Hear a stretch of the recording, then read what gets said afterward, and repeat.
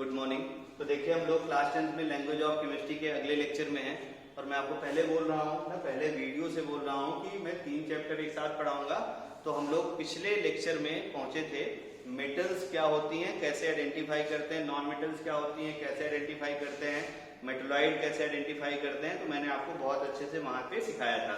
अब देखो अपने को जो रिएक्शन वाले पार्ट में है, तो रिएक्शन वाले पार्ट में हमें मेटल की रिएक्टिविटी सीरीज पता होनी चाहिए, ठीक है ना। तो क्लास 7 या 8 में कहीं ना कहीं आपने देखी होगी मेटल रिएक्टिविटी सीरीज, ठीक ना। तो मैं ऐसा सीरीज लिख देता हूँ जो आपको हमेशा काम आएगी और ये सीरीज आप अच्छे से याद कर लीजिए, ठीक है ना। तो देखिए ध्यान से कैसे ये मेटल हम लोग याद करेंगे, ये सीरीज आपको पता होनी चाहिए। तो लिख ऐसे देखिए, मैं सारे एलिमेंट पहले लिख देता हूँ। लिखवा सर ना का, है ना,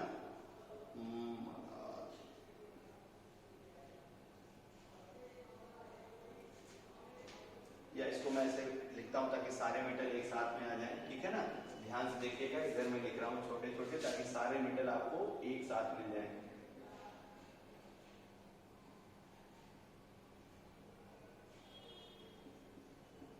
याद कर लीजिए, देखो ध्यान से। लिथियम, पोटेशियम, बेरियम, अग्निमेट्री बताऊंगा। लिखवा सरना का, है ना, मगाल मंजनकर, ठीक है ना, मगाल मंजनकर, फिकोनी सनपब हकू, ठीक है ना, फिकोनी सनपब, ये देखिए हकू, HgAg पट अयु, HgAg पट अयु, ठीक है ना। अच्छे से याद रखे रहना, ये मेटल का रिएक्टिविटी सीरीज है और हम लोग देखेंगे, ठीक ना। यही तुम्हारा इलेक्ट्रोकेमिकल सीरीज भी है, ठीक है ना। तो हम लोग इसको भी आगे देखेंगे। जो है ये अगर बोले इसी को हम लोग अब जब 12th में जाएंगे ना, तो यही जो सीरीज है ये इलेक्ट्रोकेमिकल सीरीज हो जाएगी मेटल्स की, ठीक ना। तो दोनों लिख दे रहा हूं मैं, इलेक्ट्रोकेमिकल सीरीज है ये, ठीक है ना। तो दोनों एक ही चीज है, अच्छे से याद रखे रहिएगा, हमेशा के लिए काम आएगा। कैसे इसको याद करेंगे जिसका ट्रिक में बता देता हूँ, ठीक है। थोड़ा हिंदी पढ़ते होंगे आप। ये देखो इन तीनों को अगर मिला दूं मैं, ये देखो क्या हो गया ली, और ये देखो क्या हो गया का, और ये क्या हो गया बा, क्या हो गया लिख बा, ठीक ना। ये देखो ऐसा मतलब क्या हो गया सर, ये देखिए ना है और का है, लिखबा सर ना का, ठीक है ना। खूब प्रैक्टिस करिएगा ताकि याद हो जाए। ये देखिए क्या है मगाल, लिखबा सर ना का, MgAl क्या हो गया मगाल। ये देखो क्या है मंजन, ठीक है ना, क्या है देखो मंजन, ठीक है ना। अब देखो मंजन करना ही पड़ेगा, तो मंजन कर, ठीक है ना, नहीं तो किसी के पास ही नहीं बैठ पाएंगे, अब पता ही है आपको। ये क्या हो गया देखो फी, और ये क्या हो गया को, और ये क्या हो गया नी, ठीक ना, क्या हो गया फी कोनी। ये देखो क्या हो गया SN और PB, तो सन हो गया, और देखो PB मतलब पब हो गया। देखो मैसेज अपना ऐसे करते हैं ना, जैसे आपको किसी को अगर बोलना है इधर आओ, तो मोबाइल में ऐसे में मैसेज टाइप करते हो इधर आओ, तो वही ये मैसेज मैं टाइप कर रहा हूँ। मैसेज में मुझे लिखना है लिखबा, मैसेज में लिखना है सर, मुझे लिखना है नाका, तो ऐसे में लिखोगे नाका, मगाल, मंजन, कर, त्रिकोणी, सनपब। अब ये दोनों को मिला दूं तो ये देखो H क्या होता है हा, और CU मतलब क्या हो गया हकू, ठीक ना, हकू। इसके बाद ऐसे याद लीजिए HgAg पट अयु। फिर से बोलता हूं मैं, लिखबा सर नाका, मगाल मंजन कर, त्रिकोणी सनपब हकू, HgAg पट अयु। बहुत इंपॉर्टेंट टेबल है, ढेर सारी रिएक्शन में काम आएगा, और इसको अगर याद है तो अब देखना आपको बहुत अच्छे अच्छे चीजें मैं तुम्हें बताऊंगा। जैसे बहुत सारे लोग अगर आगे पढ़े होंगे तो बहुत चीजें आपको समझ में आएंगी। जैसे मैं बोलूंगी आप बताइए Cu प्लस ZnSO4, ऐसा क्वेश्चन में दे दूं, ठीक है ना। Cu प्लस ZnSO4, ये रिएक्शन में CuSO4 प्लस Zn प्रोडक्ट बना दूं मैं, या ऐसे में दे दूं Zn प्लस CuSO4, ठीक ना, प्रोड्यूसेस तुम्हारा ZnSO4 और प्लस Cu। अब तुझसे पूछूं इन दोनों रिएक्शन में कौन सी सही है, ठीक है ना। तो अब ये रिएक्शन में कौन सी सही है कौन सी गलत है मैं रूल वहां बताऊंगा, फिलहाल थोड़ा सा सोच लीजिए, ठीक है ना। जो आपकी टॉप मेटल होती है, ये रूल इसका ऐसे बताऊंगा। देखो जो टॉप मेटल होती है वो क्या करना है, बॉटम मेटल के सॉल्ट के सोल्यूशन से रिएक्शन कराते हैं, तो टॉप मेटल का सॉल्ट बन जाता है, टॉप मेटल का क्या बन जाता है सॉल्ट, और बॉटम मेटल डिस्प्लेस हो जाती है। ये रूल मैं बोलूंगा तो तुम्हें ये टेबल याद रहेगी। टॉप मतलब जो जैसे टॉप एल्युमिनियम मैग्नीशियम जो है, मैग्नीज में कौन सी टॉप मेटल है एल्युमिनियम, जिंक और कॉपर में कौन सी टॉप मेटल है, जिंक ऊपर है तो जिंक टॉप मेटल है। तो देखो टॉप मेटल का रिएक्शन बॉटम मेटल के सॉल्ट के साथ में होता है, तो टॉप मेटल डिस्प्लेस हो जाती है, बॉटम मेटल टॉप मेटल का सॉल्ट बन जाता है, और बॉटम मेटल डिस्प्लेस हो जाती है। यानी जो अब जैसे टॉप टू बॉटम मूव करेंगे ना तो मेटल की जो रिएक्टिविटी है, ये मेटल की रिएक्टिविटी डिक्रीज कर रही है, ये भी आप याद रख के रहिएगा। ये मेटल की रिएक्टिविटी क्या होगी, डिक्रीज करती है, ठीक है ना। तो ये दिमाग में बैठ जाना चाहिए, मेटल की रिएक्टिविटी क्या हो रही है, डिक्रीज कर रही है। तो मेटल की रिएक्टिविटी डिक्रीज कर रही है, तो मैंने क्या बोला, देखो जो टॉप मेटल है बॉटम मेटल के सॉल्ट के साथ के सॉल्यूशन में रिएक्शन करके टॉप मेटल का सॉल्ट और बॉटम मेटल को डिस्प्लेस कर देता है। तो अब देखो जरा ध्यान से, ये टॉप मेटल है, बॉटम मेटल का सॉल्ट है, टॉप मेटल का सॉल्ट बॉटम मेटल को डिस्प्लेस कर दे रही है। तो मतलब ये वाली रिएक्शन तो सही हो गई और ये वाली रिएक्शन क्या हो गई, गलत। समझ में आ गया होगा। तो ये सब चीजें मुझे पढ़ानी है और मैं आपको सिर्फ रूल बताऊंगा, रूल लिखाऊंगा और सारे क्वेश्चन आप बनते चले जाएंगे। तो मेटल क्या होती है, ये हो गया। मेटल की रिएक्टिविटी सीरीज क्या होती है, ये याद हो गया होगा आपको। मैसेज जैसा याद करना है, फिर से मैं बकबक कर दूं। लिखबा सरनाका मगाल मंजन कर तिकोनी सर्पभकु HGAG पटायु। 2-3 बार लिख के इसको अच्छे से लर्न करिएगा जब तक याद ना हो जाए, ठीक है ना। फिर अब देखते हैं हम लोग, ये मेटल की रिएक्टिविटी सीरीज हो गई। अब हमने आपको एसिड पढ़ा दिया है, बेस पे जो है बेसिस अपने को पढ़ने हैं। तो एसिड के लिए मैंने बताया था आपको कि ऐसे सब्सटेंसेस जो एक्वस मीडियम में, ठीक है ना, क्या देते हैं, H आयन, उसको क्या बोलते हैं, एसिड। ऐसे ही जो आपके बेसिस होते हैं ना, बेसिस के बारे में पूरी स्टडी इसके चैप्टर में की जाएगी, अभी बस आप इतना याद रखे रहिए। और बेसिस ना, ऑल बेसिस आर अल्कली भी, ठीक है ना, मतलब इसको भी देखेंगे, बेसिस और अल्कली दोनों एक ही हैं। All bases are alkali but all alkali are not bases. ये कहानी आगे अपन को बताऊंगा, ठीक है ना। तो हम लोगों को आगे पता चलेगी। फिलहाल आप ऐसे याद रखिए, कोई भी सब्सटेंस है आपके पास, कोई भी रिएक्शन में बस इतना काम करना है आपको, कोई भी सब्सटेंस है इसको आप एक्वस करिए। एक्वस मीडियम में अगर ये OH माइनस आयन, ठीक ना, मतलब इस आयन को हम लोग बोलते हैं हाइड्रोक्सिल आयन। क्या बोलते हैं हम लोग, हाइड्रोक्सिल आयन। यानी ऐसा सब्सटेंस जो एक्वस मीडियम में हाइड्रोक्सिल आयन देता है, उसको हम लोग क्या बोलते हैं, उसको हम बोलते हैं बेसिस और अल्कली, ठीक है ना। अब देखना ध्यान से, जैसे एग्जांपल है, एग्जांपल में देखो क्या है तुम्हारा NaOH, एग्जांपल में देखो क्या है तुम्हारा CaOH होल ट्वाइस। समझ में आ रहा है ना। तो ये सब क्या है तुम्हारे, सब बेसिस हैं, ठीक है ना। तो अब देखना ध्यान से, बेसिस के केस में एक टर्म डिफाइंड होता है जिसको हम बोलते हैं एसिडिटी। क्या बोलते हैं, एसिडिटी। तो देखो एसिड के केस में क्या था, उल्टा उल्टा है, इसलिए एसिड के केस में, एसिड में क्या था, एसिड में होते हैं, बोलो, एसिड में होते हैं रिप्लेसेबल H आयन। और इस रिप्लेसेबल H आयन के नंबर को अपन एक नाम देते थे और वो नाम क्या था, बोलो, बेसिसिटी।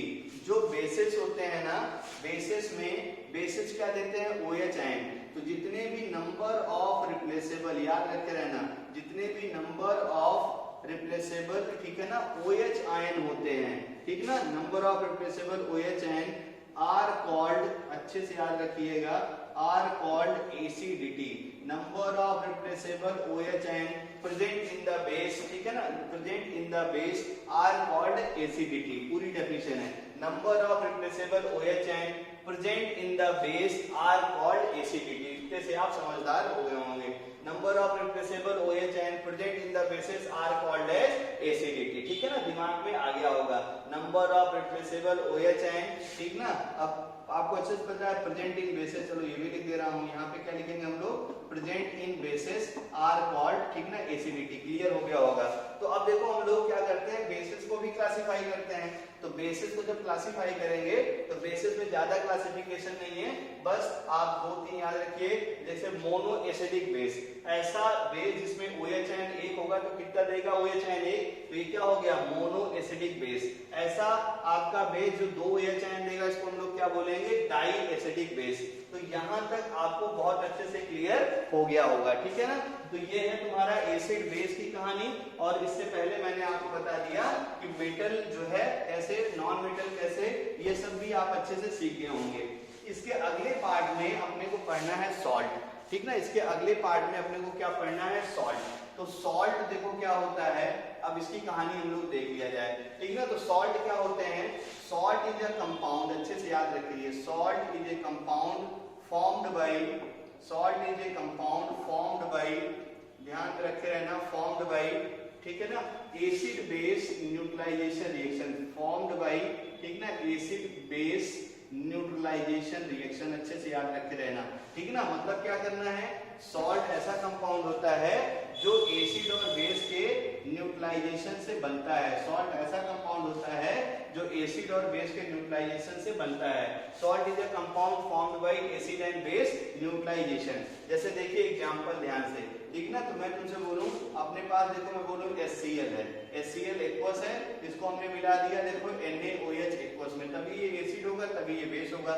तो अब देखो ध्यान से, जब इसको हम लोग ब्रेक करेंगे एक्वस मीडियम में, ये क्या देगा देखो H+, ये क्या देगा Cl-, ये देखो एक्वस मीडियम में क्या देगा बोलो Na+, और ये क्या देगा OH-, इसका प्लस इसके माइनस से रिएक्शन H+ OH-, H+ और OH- मिलेंगे तो क्या बनेगा पानी। पानी के हमेशा याद रखो, पानी है H2O, और H2O जो है जब ब्रेक होता है तो H+ और क्या देता है OH-, ठीक है ना, याद रखते रहिएगा।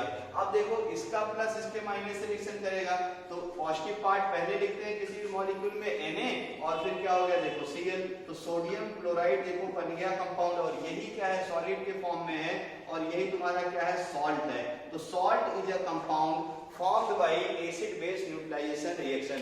तो NaCl जैसे क्या हो गया सॉल्ट हो गया, ठीक है ना, बहुत सारे हैं ये देखो। जैसे और देख लीजिए, मैं तुमसे बोलूं कि तुम्हारे पास H2SO4 है, H2SO4 है, और इसका अगर NaOH से रिएक्शन कर दिया जाए तो प्रोडक्ट बताइए क्या होगा। तो पहले H2SO4 sulphuric acid NaOH sodium hydroxide base break करेंगे, डाई बेसिक 2H+, और ये क्या हो गया SO4 में 2-, ब्रेक करोगे ये क्या हो गया Na+, और ये क्या हो गया OH-। अब देखो इसका प्लस इसके माइनस से, दो नेगेटिव चार्ज है दो पॉजिटिव चाहिए, दो से मल्टीप्लाई कर दो तो दो दो इधर सब बैलेंस हो गया।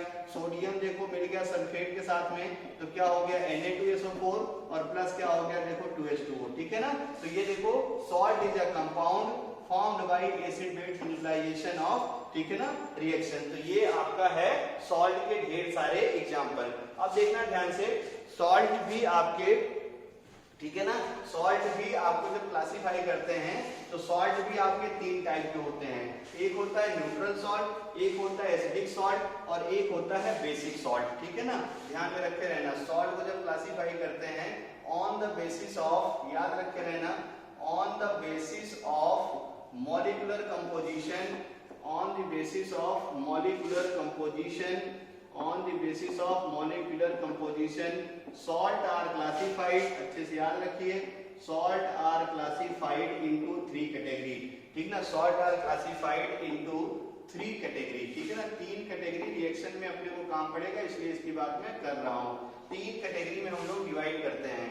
एक कैटेगरी इसकी होती है नॉर्मल सॉल्ट, ठीक ना, एक क्या होता है देखो नॉर्मल सॉल्ट। तो नॉर्मल सॉल्ट देखना ध्यान से, ऐसे सॉल्ट ध्यान में रखो ध्यान से, ऐसा सॉल्ट जिसमें ना तो हाइड्रोजन एटम नजर आए और ना ही उसके अंदर OH पेयर नजर आए, ऐसे सॉल्ट को हम लोग क्या बोलते हैं नॉर्मल सॉल्ट। जैसे देखिए एग्जांपल में देखो ध्यान से NaCl, हाइड्रोजन और OH पेयर नजर आया नहीं नजर आया।